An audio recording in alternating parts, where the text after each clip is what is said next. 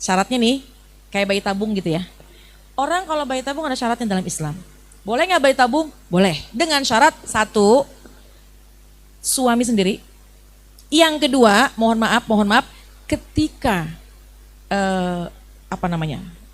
klimaksnya seorang suami itu dengan istrinya. Nggak boleh sendiri. Bu.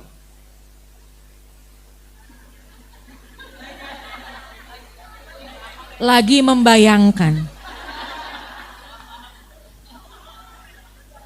Kalau ini kan sifatnya memang direncanakan ya, bayi tabung boleh nggak apa-apa. Cuma ketika diambil spermanya, ya berapa ratus ribu gitu ya. Nah dipilih yang terbaik. Ini syaratnya dua, memang punya suaminya sendiri, cuma cara penyatuannya di luar, ditabung ya, itu nggak ada masalah. Ini suaminya, ini istrinya.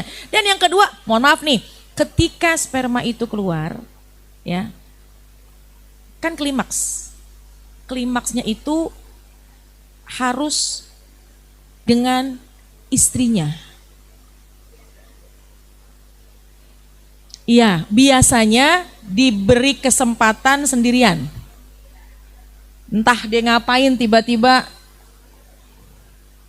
Dalam Islam itu menjadi sebuah hukum yang saya pelajari. Ada ulama yang menyampaikan, Imam Asy-Syafi'i sangat-sangat berhati-hati bahwa keluar dengan bantuan, bukan bantuan siapapun, dengan bantuan tayangan, tapi bantuan pasangannya.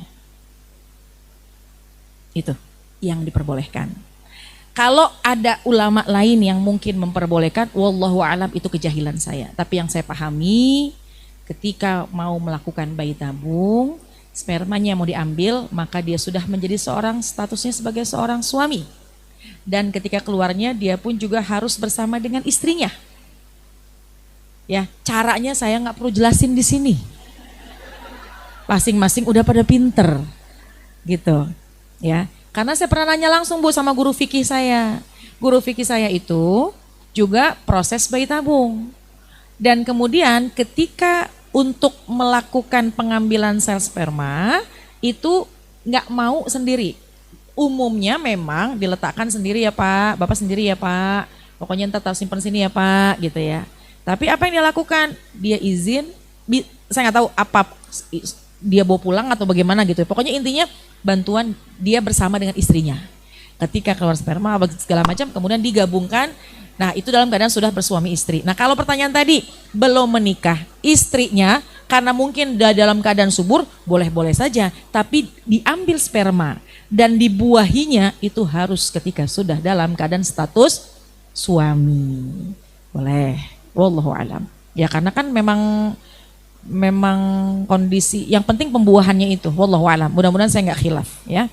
Kalau benar dari Allah, kalaupun salah kejahilan saya. Tapi itu yang saya pahami, yang saya pelajari sampai sekarang.